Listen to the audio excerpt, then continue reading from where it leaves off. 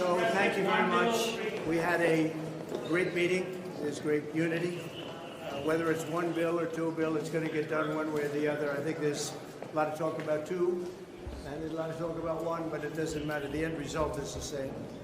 We're going to get something done that's going to be reducing taxes and creating a lot of jobs and all of the other things that you know about. But this was a really unified meeting, and I want to thank John and everybody for.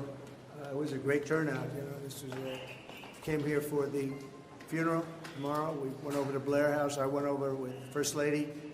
Met the Carter family. They were lovely. They were really very sad, but also they were celebrating because he was a very fine man. I knew him a little bit, but I knew him only as a fine man. Then we came here. We had a meeting, but it was a really good meeting, very strong, and we'll get something done. One bill, two bills, doesn't matter to me. They're going to work that out, but the end result is going to be the same. So thank you all very much, and we'll see you. Have a big couple of days coming up, and then in a week and a half we have, I think, some really tremendous things happening. We have some really, I think it's going to set this country apart from all others. We do some great work. Any quick questions?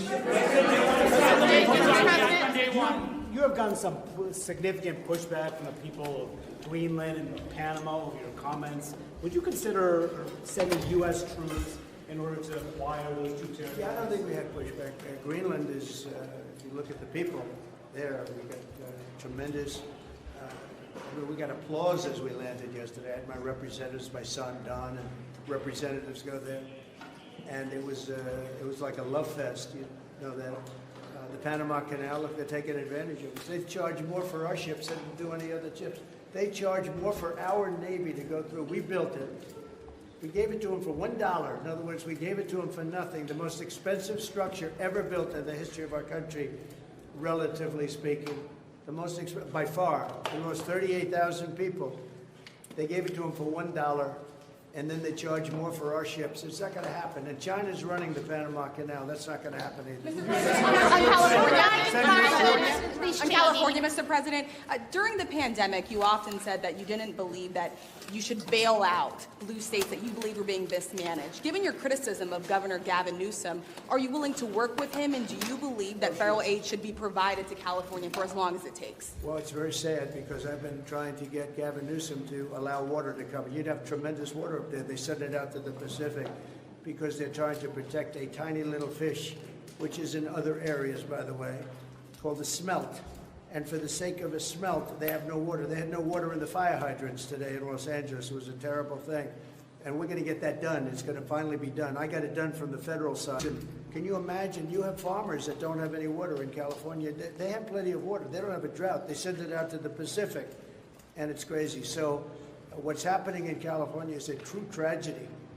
I know those areas very well. I have many friends living in those houses. That is a true tragedy. Nobody ever thought. I mean, virtually Beverly Hills and areas around Beverly Hills are being decimated. The biggest homes, some of the most valuable homes in the world are just destroyed. I don't even know. You know, you talk about a tax base. If those people leave, you're going to lose half your tax base of California. This is a true tragedy, and it's a mistake of the governor, and you could say the administration. They don't have any water. They didn't have water in the fire hydrants. They don't have water. And yet they have, the water comes from, you know where? Up north. And it comes down at levels, they give millions and millions of barrels of gallons of water that they have, and they send it out into the Pacific. For the Pacific, it's like a drop, it's nothing. But for California, we take care of the whole state. So what's happened is a tragedy, and the governor has not done a good job. With that being said, I got along well with him. When he was governor, we worked together very well, and we would work together. I guess it looks like we're going to be the one having to rebuild it. But what happened there, I don't think there's anything that I've ever seen quite like it. And the insurance companies are going to have a big problem, because you're talking about big, big dollars. Should Biden pardon Liz Cheney? What's your message for President Biden? He said he might. I thought it was ridiculous that he did that, but we have more important things to talk about. Liz Cheney was, she lost in the Republican Party, as you know, in her state, by the biggest margin in the history of a politician running for Congress. She lost by like 42 points. Nobody's ever lost like that. So I don't care about Liz Cheney. I care about these people. Mass deportations. What is day one going to look like of the Trump administration? Number one, we're closing the border. It's going to be closed very strongly, and it's going to be closed. And we're going to have to take people out that are criminals. We have people from jails from all over the world and from mental institutions. And as you know, they're going to have to be removed. And it's one of the reasons I won the election in a landslide. The people of this country don't want murderers walking down their farms or their streets or their cities. As you know, we had thousands of people that murdered other people that were in jail that were released into our country. Many of those people murdered more than one person, many of them, about 42% supposedly.